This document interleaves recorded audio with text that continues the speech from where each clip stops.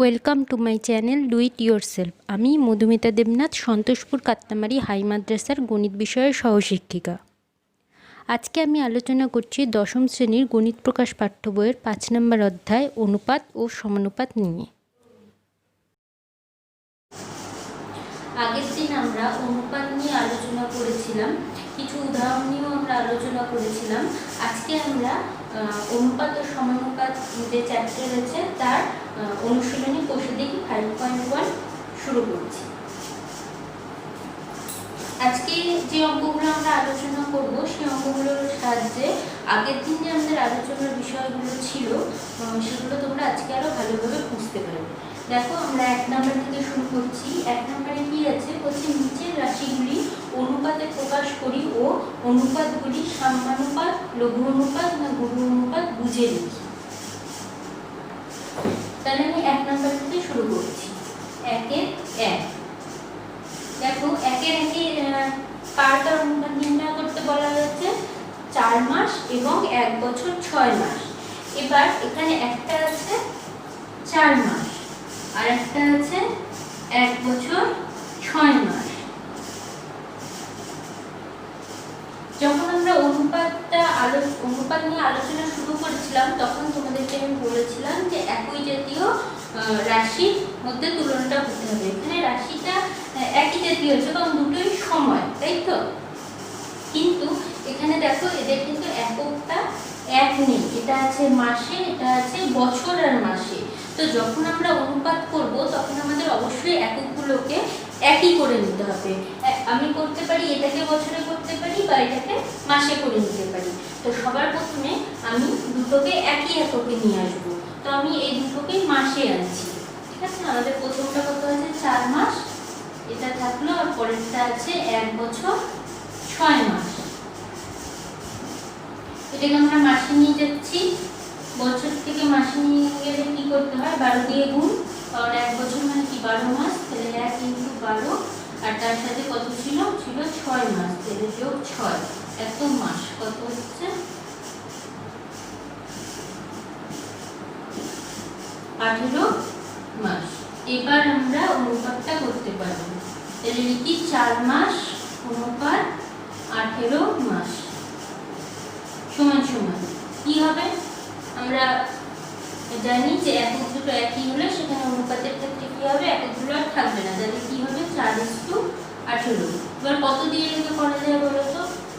2 দিয়ে, 2 দুগুণে 4, 9 দুগুণে 18, তাহলে 2:9। এটা হলো আমাদের 1 নম্বর অনুপাত, 2:9। দেখো, এগুলো কিন্তু একদম লঘিষ্ঠকরে পরিণত হয়েছে, এরপরে আর এটাকে কিছু করা যাচ্ছে না। এরপরে আমাদের প্রশ্ন আছে যে অনুপাতটা করার পরে আমাদেরকে বলতে হবে অনুপাতটা সাম্যানুপাত না লঘু অনুপাত না গুরু অনুপাত। এটা তো সাম্যানুপাত না অবশ্যই, কারণ এখানে 1:1 নেই, মানে পূর্বপদ আর উত্তরপদ সমান নেই, তাহলে এটা সাম্যানুপাত না। এবার লঘু অনুপাত না গুরু অনুপাত। দেখো, এখানে কিন্তু পূর্বপদ ছোট, উত্তরপদ বড়, তাহলে এই অনুপাতটা আমাদের কি ধরনের অনুপাত হচ্ছে? লঘু অনুপাত। যদি উত্তরপদ বড় হয়ে যায় তাহলে সেটাকে আমরা বলেছিলাম লঘু অনুপাত। তাহলে আমাদের 1 নম্বর হয়ে গেল। নেক্সট আছে আমাদের 2 নম্বর। কিসের? 75 পয়সা এবং 1 টাকা 25 পয়সা। তো 75 পয়সা আর 1 টাকা 25 পয়সা, এটাকে কিভাবে করব? দেখো, দুটো আলাদা আলাদা এককে আছে, তাহলে আমাকে দুটোকে একই এককে আনতে হবে। তো আমি দুটোকে পয়সায় নিয়ে যাচ্ছি। 1 টাকা 25 পয়সা। টাকা থেকে পয়সায় কনভার্ট করতে গেলে কি করতে হয়? 100 দিয়ে গুণ, কারণ 1 টাকা মানে হলো 100 পয়সা, তাহলে 1 × 100 যোগ 25, এত পয়সা সমান সমান কত হবে? 100 যোগ 25, তো পয়সা সমান সমান 125 পয়সা। তো গেল। এবার আমরা কি করব? এবার যেটা আমরা করব সেটা হলো 75 পয়সা আর 125 পয়সা অনুপাত। তাহলে পরের লাইনে আমরা কি লিখব? 75:125। এবার আমি কিন্তু আর বাকিটা তোমাদেরকে করে দিচ্ছি না, এটা তোমরা নিজেরা ক্যালকুলেশনটা করবে, শুধুমাত্র অনুপাতটা তোমাদেরকে নির্ণয় করতে হবে। দেখবে কত দিয়ে ভাগ করলে এটা লঘিষ্ঠ আকারে পরিণত হচ্ছে। নেক্সট চলে যাচ্ছি আমাদের 3 নম্বরে। 3 নম্বরটা কি আছে দেখো, 60 সেমি এবং 0.6 মিটার। একটা আছে 60 সেমি আর একটা আছে মিটার, তাই তো? তো আমি দুটোকেই সেমিতে মানে সেন্টিমিটারে নিয়ে চলে আসছি। 6 মিটার 0.6 মিটার। তো মিটার থেকে সেন্টিমিটারে গেলে আমাদের কি করতে হয়, 1 মিটার মানে আমরা কি জানি 100 সেন্টিমিটার, তাহলে এটাকে 100 দিয়ে গুণ করে দিচ্ছি। এত সেমি ইকুয়ালস টু কত হচ্ছে দেখো, এটা হয়ে যাচ্ছে আমাদের 60 সেন্টিমিটার, তাই তো?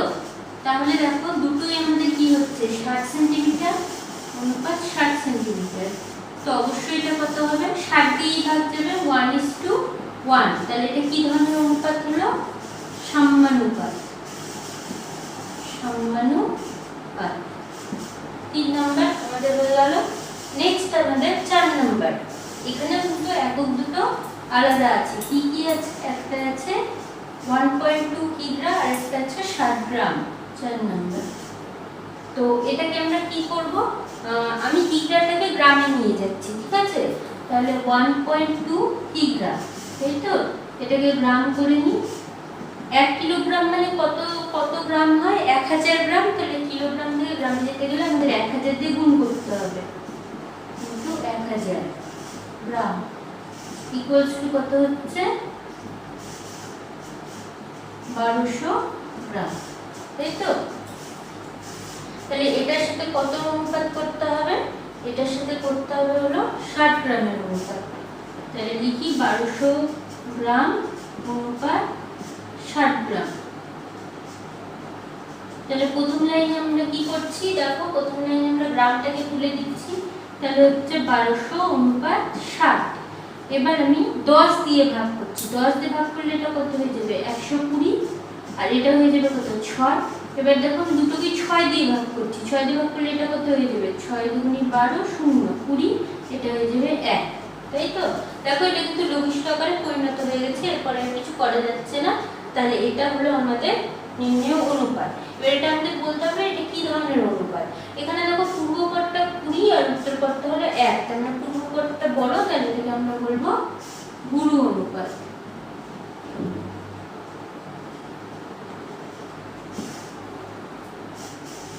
তাহলে আমাদের 1 নাম্বার হয়ে গেল।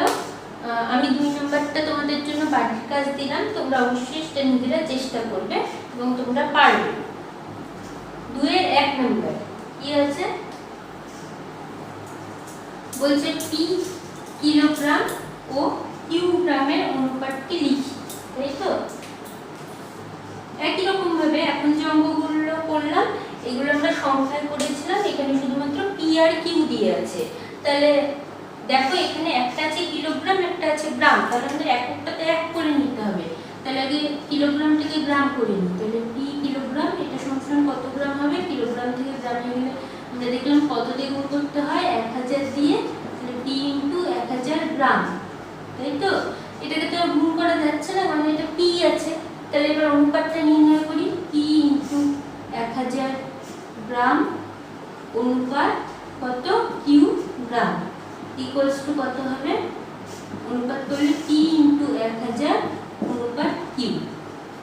দেখো এরপরে কিন্তু আমরা এখানে কিছুই করতে পারছি না, কিছু দিয়ে এটাকে ভাগ করা যাচ্ছে না। এটাকে আমরা লিখতে পারি 1000 পি, এর চেয়ে বেশি আর কিছু করা যাচ্ছে না, কোনো কিছু দিয়ে এটাকে ভাগ করা যাচ্ছে না। তাহলে এটাই হলো আমাদের নির্ণেয় অনুপাত।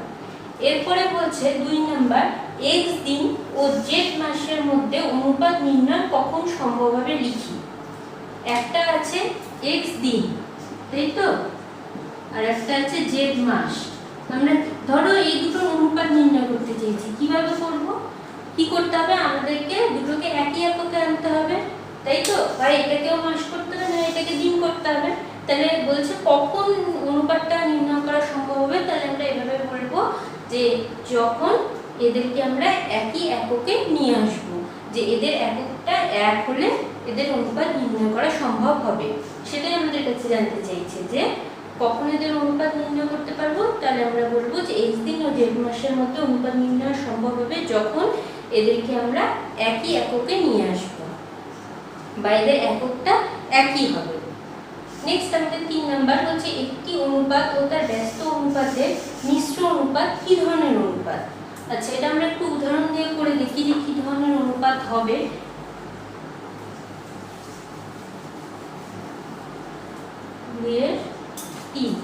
আমি যে কোনো একটা অনুপাত নিয়ে নিচ্ছি, ধরে নিলাম a:b। বলছে এই যে একটা অনুপাত নিলাম আর তার ব্যস্ত অনুপাত নেব। a:b এর ব্যস্ত অনুপাত কি হবে? b:a। এবার এই দুটো অনুপাতের মিশ্র অনুপাত নেব। তো মিশ্র অনুপাত কত হবে? পূর্বপদ গুণ পূর্বপদ অনুপাত উত্তরপদ গুণ উত্তরপদ। তাহলে এটা কত হয়ে গেল? ab:ab ইকুয়ালস টু কত হচ্ছে? 1:1। দেখো দুটো ab, মানে ab দিয়ে ভাগ করলে কি হবে? 1:1। তাহলে এটা কি ধরনের অনুপাত হচ্ছে? সমানুপাত। এবার এটা আমরা ab দিয়ে করলাম, তোমরা যদি ভাবো যে সংখ্যা দিয়েও কি একই আসবে, করে দেখি 5:7। তাহলে ব্যস্ত অনুপাত হচ্ছে 7:5। এবার গুণ করছি, তাহলে 5 × 7, এই যে পূর্বপদ পূর্বপদ অনুপাত উত্তরপদ উত্তরপদ, 35:35। দেখো কত আসছে? 1:1 আসছে। তাহলে আমরা কি বলতে পারছি যে একটি অনুপাত ও তার ব্যস্ত অনুপাতের মিশ্র অনুপাত কি ধরনের অনুপাত হবে? সমানুপাত হবে। সবসময় সেটা কি হবে? সমানুপাত হয়ে গেল। এরপরে আমাদের মিশ্র অনুপাত নির্ণয় করতে দিয়েছে, তো মিশ্র অনুপাত নির্ণয় করি।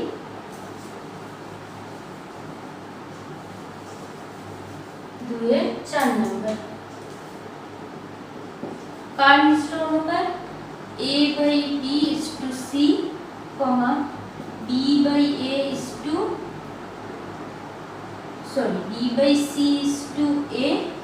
ও c/a:b এর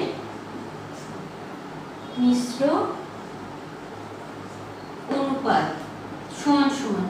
প্রথমে পূর্বপদগুলোকে গুণ আকারে লিখি, a/b × b/c × c/a অনুপাত উত্তরপদগুলোকে গুণ আকারে লিখি, c × a × b equals to কত হচ্ছে? দেখো এখানে b কেটে যাচ্ছে, c কেটে যাচ্ছে, a কেটে যাচ্ছে, কত করে থাকছে? 1 = এটা গুণ করলে কত হচ্ছে?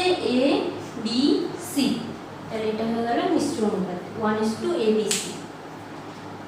5 নম্বর আমাদের বলছে x² yz এবং কোন অনুপাতের মিশ্র অনুপাত xy/z² হবে। আচ্ছা, প্রশ্নটা কেমন? বলছে একটা অনুপাত দেওয়া আছে x²yz, আর এখানে আরেকটা অনুপাত আছে যাদের মিশ্র অনুপাত হবে কি? xy/z²। এটা হবে, এই অনুপাতটাকে আমাদের নির্ণয় করতে বলেছে। এর সাথে আরেকটা অনুপাতের মিশ্র অনুপাত করলে এটা হবে। তো সেই অনুপাতটা আমাদের নির্ণয় করতে বলেছে। তো আমরা ধরে নিই যে ধরি নির্ণেয়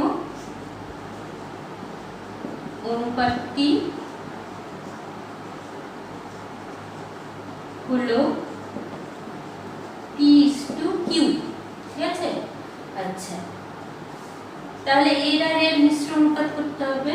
সুতরাং x²yz ও p/q এর মিশ্র অনুপাতটা কি হবে? মিশ্র অনুপাত কত হওয়ার কথা? এটার সাথে এটা গুণ।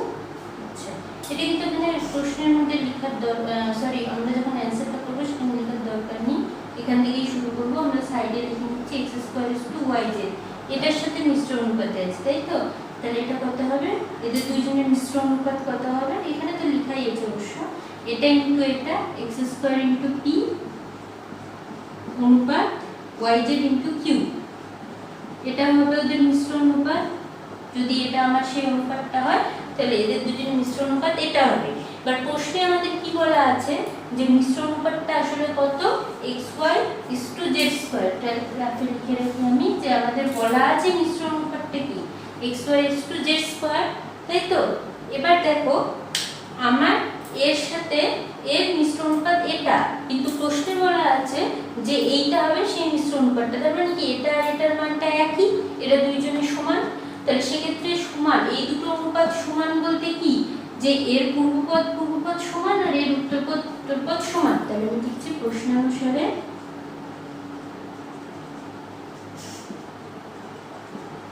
X square into P equals to কত এক্স ওয়াই, বা সেখান থেকে আমরা কি পাচ্ছি পি ইকুয়ালস টু কত পাচ্ছি x y by x square equals to কত হচ্ছে ওয়াই বাই এক্স। দেখো এই যে এক্স দিয়ে এক্স স্কোয়ারকে যদি ভাগ করি তাহলে কত হচ্ছে, মানে x দিয়ে উপরে নিচে ভাগ করলে কত হচ্ছে, এখানে x কেটে যাচ্ছে আর এখানে কি থাকছে একটা x থাকছে, এবং উত্তর পদ দুটো সমান হবে, তাহলে yz into q equals to z square, বা এখান থেকে q এর মান কত পাচ্ছি z square by yz equals to কত হচ্ছে z বাই y। ঠিক আছে, তো আমরা নির্ণয় অনুপাতটা কত ধরেছিলাম p is to q, তাহলে সেটা p আর q এর মান পেয়ে গেলাম, তাহলে আমরা লিখি সুতরাং নির্ণয়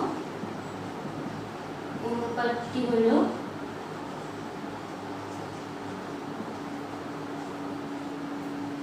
কি ছিল p is to q, p মানে কত y বাই x অনুপাত z বাই y।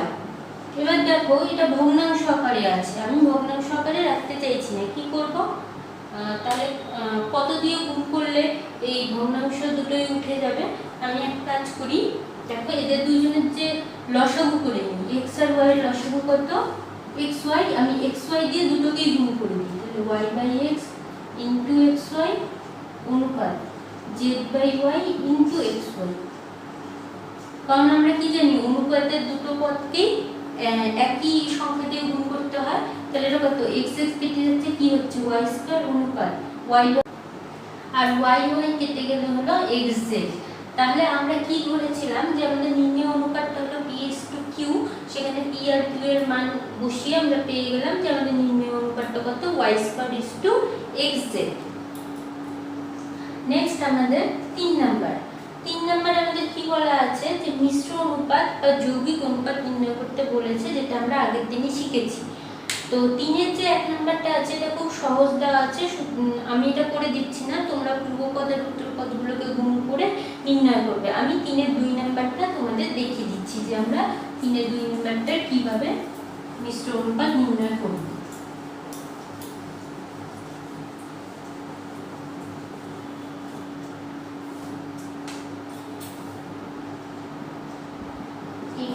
কি আছে x plus y অনুপাত x minus y, এটা হলো আমাদের প্রথম অনুপাত। তারপরে কি আছে x square plus y square অনুপাত x plus y তার হোল স্কয়ার, এবং x square minus y square তার হোল স্কয়ার অনুপাত x to the power 4 minus y to the power 4 এর মিশ্র অনুপাত আমরা নির্ণয় করব। ইকুয়ালস টু কি হবে, পূর্বপদগুলোকে গুণ করি x plus y into x square plus y square into x square minus y square তার হোল স্কয়ার অনুপাত। এবার উত্তর পদগুলোকে গুণ করি x minus y into x plus y তার whole square into x to the power 4 minus y to the power 4। আচ্ছা, প্রথমেই দেখো এখানে আছে x প্লাস y, এখানে আছে x প্লাস y তার হোল স্কয়ার, তো আমরা আগে x প্লাস y দিয়ে ভাগ করি, দুটো পূর্বপদ উত্তরপদ দুটোকে আমরা x প্লাস y দিয়ে ভাগ করি, তাহলে কি হবে এখান থেকে x প্লাস y টা কেটে যাবে, আর এখানে কি দুটো আছে তাহলে কেটে গিয়ে এখানে একটা থাকবে, আমরা প্রথমে সেটা লিখি, আমি ধীরে ধীরে এটাকে করছি, into x square minus y square তার হোল স্কয়ার, তাহলে এটা এখানে থাকছে x মাইনাস y, এখানে থাকছে x প্লাস y, আর এখানে থাকছে x to the power 4 minus y to the power 4, তাই তো। এবার দেখো এটা কি আছে x square minus y square তার হোল স্কয়ার, তো এটাকে আমরা লিখছি কি x square minus y square মানে কি হয় x plus y into x minus y, গোটাটা ওটার মাথায় দিচ্ছি হোল স্কয়ার, ঠিক আছে। আর এখানে যা ছিল x - y into x + y into এটাকে দেখো তো আমরা এটা লিখতে পারি না x² তার হোল স্কয়ার মাইনাস y² তার হোল স্কয়ার। লিখলাম, দেখো তাহলে কত হয়ে যাচ্ছে x⁴ minus y⁴ equals to x² plus y² into, দেখো আমি যদি সেকেন্ড ব্র্যাকেটটা তুলে দিই তাহলে কি হবে, এর মাথায় স্কয়ার আসবে এর মাথায় স্কয়ার আসবে, তো আমি লিখছি x + y তার হোল স্কয়ার x - y তার হোল স্কয়ার অনুপাত কি আছে x - y into x + y into, আচ্ছা দেখো তো এটা আমরা এই সূত্রে ফেলতে পারি না a² - b² বা এর আগে যেটা করেছি যে x² - y² যেভাবে চিন্তা করো তাহলে কি হয়ে যাচ্ছে x + y into x - y, তাহলে এখানে আমাদের x বলতে কত x² y বলতে কত y², তাহলে আমরা এটাকে কি লিখব a + b মানে x² + y² into a - b মানে x² - y², তাহলে a² - b² এর সূত্রে ফেললাম। আচ্ছা এবার দেখো এখানেও আছে x² + y², এখানেও আছে x² + y², তাহলে কি হবে, আগেই বলেছি অনুপাত মানে কি এটা ভাগ আকারে আছে, তার মানে একটা উপরে থাকবে একটা নিচে থাকবে, তার মানে কি এই দুটো কেটে যাবে, কেটে গেল, তাহলে এটা আর থাকছে না। আচ্ছা আমরা একই লাইনে অনেকগুলো কাজ একসাথে করছি, দেখো এবার এটা হয়ে গেল, এই দুটো থাকছে না। এবার দেখো এখানে কি আছে x + y তার হোল স্কয়ার, এখানে আছে x + y, তার মানে কি দেখো এটা দিয়ে যদি এটাকে ভাগ করা যায় তাহলে কি হবে, এটা কেটে যাবে, এখানে কি একটা থাকবে। একই রকম ভাবে এখানে আছে x - y, এখানে আছে x - y তার হোল স্কয়ার, তার মানে কি এটা এখানে এটা উপরে থাকবে, মানে এরকম ভাবে যদি আমরা ভাগ আকারে লিখি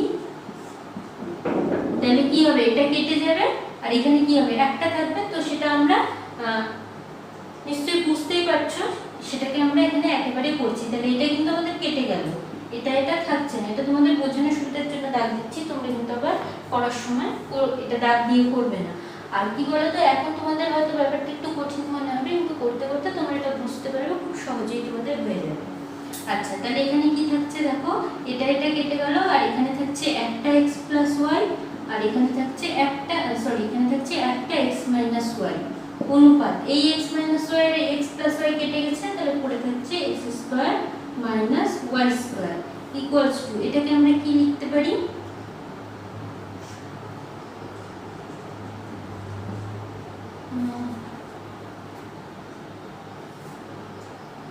আচ্ছা এটাকে ভাঙিয়ে নিচ্ছি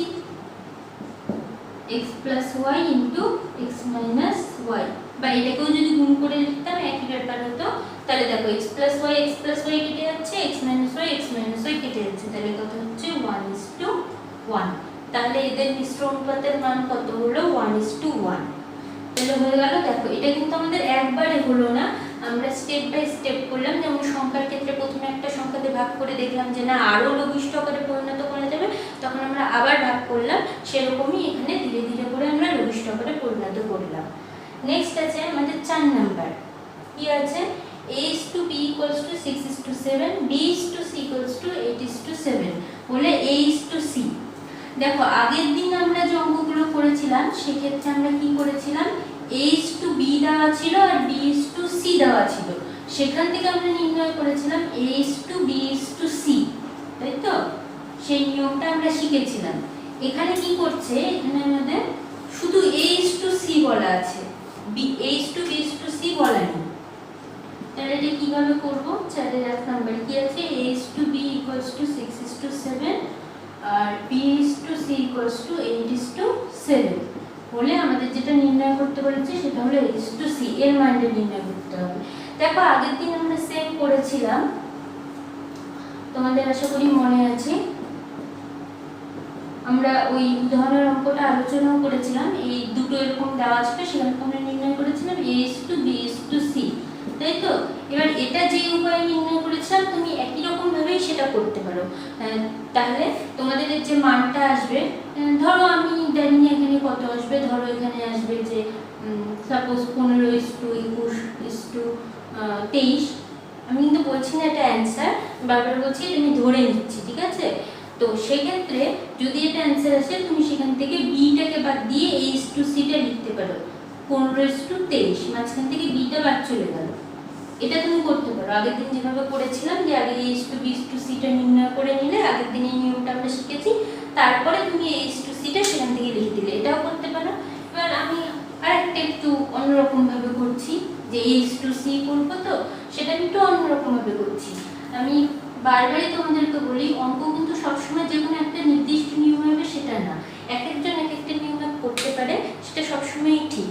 কোনো একটা নির্দিষ্ট নিয়মে অঙ্ক করলে সেটা ঠিক হবে সেরকম কিছু না।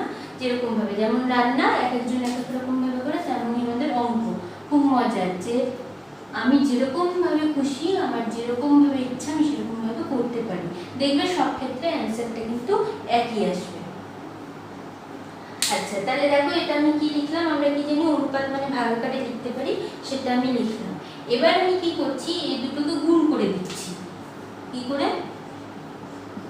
সমান সমান চিহ্নের বাঁ দিকগুলো গুণ করছি, তাহলে দিকে কি আছে a/b * b/c সমান সমান, তাহলে ডান দিকগুলো গুণ করছি 6/7 * 8/7, বা দেখো এখান থেকে কি পাচ্ছি, b কেটে যাচ্ছে, তাহলে পড়ে থাকছে a/c সমান সমান 6/8/49, বা এখান থেকে পাচ্ছি a to c = 48:49, এটা হয়ে গেল আমাদের a to c। আচ্ছা, তোমাদের সুবিধার জন্য আমি আরেকবার পাল্টে নিয়মটা করে দেখাচ্ছি, যে দেখো একই অ্যান্সার আসছে কিনা। দেখো এখানে কি আছে 6:7, এখানে আছে কি 8:7। এবার আমরা আগে b টাকে সমান করেছিলাম, তাই তো? b কে সমান করতে গেলে এখানে দেখো, এখানে আছে 7, এখানে আছে 8। এটা করার জন্য কি করতে হবে, এদের আগে লসাগু করতে হবে। 7 আর 8 এর লসাগু কত? 7 আর 8 এর লসাগু হচ্ছে 7 8 56। তার মানে আমার এই 7টাকেও 56 করতে হবে, এই 8টাকেও 56 করতে হবে। তো এটাকে যদি তুমি 56 করতে চাই, 7 কে কত দিয়ে গুণ করতে হবে? 8 দিয়ে। তো অনুপাতের যে কোনো একটা পদকে গুণ না করে আমাকে তো দুটো পদকেই গুণ করতে হবে, আমরা একটা পদকে গুণ করতে পারি না, তাহলে দুটোকেই আমরা 8 দিয়ে গুণ করছি। করলাম, তাহলে কত আসছে 48:56। আর এটাকেও তাই, এটাকে 56 করতে গেলে কি করতে হবে, 7 দিয়ে গুণ করতে হবে, তাহলে দুটো পদকেই 7 দিয়ে গুণ করছি। কত আসছে 56:49। তাহলে দেখো এখান থেকে আমরা কি লিখতে পারছি, a দেখো দুটো b কিন্তু সমান চলে এসেছে 56, তাহলে 48:56:49। সুতরাং এখান থেকে a to c কত লিখতে পারছি, 48:49। এই যে b টা বাদ যাচ্ছে, 48:49, দেখো একই অ্যান্সার আসছে। তাহলে এরপরে 2 নাম্বারটা আছে a to b, b to c R c to d, এই তিনটার মান দেওয়া আছে, সেখান থেকে আমাকে a to d নির্ণয় করতে বলেছে।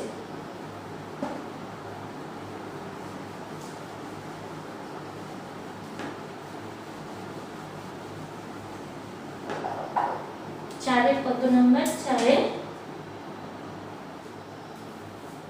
2 নাম্বার লিখে নি। a to b = কত, 2:3, b to c = কত, সরি a to b হ্যাঁ 2:3, b to c = 4:5, R c to d = 6:7, তাই তো? তাহলে আমি এটা আগের নিয়মেই করছি, মানে আগের অঙ্কটা যে নিয়মে করলাম সেই নিয়মে, বা চাইলে তোমরা a to b to c to d করতে পারো, সেখান থেকে a to d বের করতে পারো। তো আমার মনে হয় তার জন্য আবার কি করতে হবে, প্রথমে আমাকে a to b to c করতে হবে, তারপরে আবার আমাকে করতে হবে a to b to c to d, সেক্ষেত্রে আমাদের খাটনিটা একটু বেড়ে যাবে। আমি সরাসরি এইভাবেই করছি। এবার তোমাকে যদি পরীক্ষায় বলে যে a to b to c to d করো, তাহলে সেখানে তো তোমাকে করতেই হবে।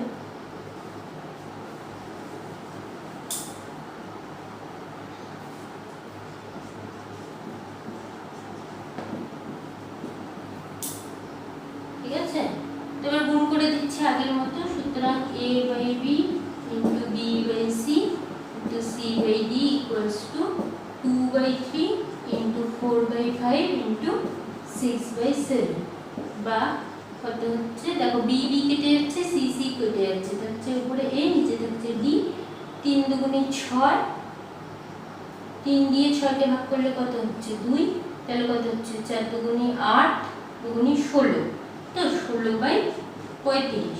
সুতরাং A:D কত পেলাম 16:35। আচ্ছা, এটা একটু তোমাদেরকে আমি বলে রাখি, যদি তোমাদের A:B:C:D নির্ণয় করতে দেয় তাহলে তোমরা কিভাবে অঙ্কটাকে করবে। এখানে শুধু A:D ছিল বলে এভাবে করলাম, সেক্ষেত্রে কিন্তু তোমরা যে নিয়মটা শিখেছো প্রথমে A:B:C এটা নির্ণয় করবে। করার পরে এবার তোমাকে কি করতে হবে, A:B:C বেরোলো, তার সাথে কি আছে তোমাদের হাতে C:D, তখন আবার এই আগের যেমন A:B:C বের করতে গেলে কি করতে হয়, প্রথমে B দুটোকে সমান করতে হয়, সেটা করবে, তাহলে তোমরা এই মানটা পেয়ে যাবে। তারপরে তোমাদেরকে আরো একবার এই নিয়মটা করতে হবে যে আমরা C টাকে সমান করব, C দুটোকে সমান করে দিলে আমরা কি পেয়ে গেলাম A:B:C:D, মানে দুইবার করতে হবে একই কাজ যেটা আমরা শিখেছি। একবার B টাকে সমান করতে হবে, তারপর C টাকে সমান করতে হবে, এই দুইবার করে তারপরে আমরা এই মানটাকে পাবো, ঠিক আছে। আচ্ছা, নেক্সট কি আছে 3 নাম্বার, আমাদের A:B দেওয়া আছে, B:C দেওয়া আছে, A:B:C নির্ণয় করতে বলেছে। এটা কিন্তু আমি তোমাদের করে দিচ্ছি না, এটা তোমরা পারবে। আচ্ছা, আর 4 নাম্বার কি x:y দেওয়া আছে আর y:z দেওয়া আছে, সেখান থেকে x:y:z দেওয়া আছে। আমি এটা করে দিচ্ছি না, কারণ কি বলতো এই নিয়মের অঙ্ক আমরা শিখেছি, আর আজকেও কিন্তু সেরকম একটা উদাহরণ আমি তোমাদের আলোচনা করলাম, দেখিয়ে দিলাম। কারণ আমাদের A:C নির্ণয় করতে গিয়ে আমি A:B:C আমাদেরকে করতে হলো, সেই নিয়মটা আমরা আরেকবার আলোচনা করলাম। তো তোমরা আশা করছি অঙ্কগুলো করতে পারবে। তাহলে তোমাদের জন্য তো 3টে বাড়ির কাজ থাকলো, যে 1-এর 2 যেটা ক্যালকুলেশনটা থাকলো, আর 4-এর 3 আর 4, আর হ্যাঁ 3-এর 1ও থাকলো যৌগিক অনুপাত নির্ণয়। তো আজকে আমরা এখানেই শেষ করছি, নেক্সট দিন আমরা এই চ্যাপ্টারের এই এক্সারসাইজের বাকি অঙ্কগুলো নিয়ে আলোচনা করব। তোমাদের কোনো রকম সমস্যা হলে কমেন্ট বক্সে অবশ্যই জানাবে। সবাই সুস্থ থেকো, ভালো থেকো।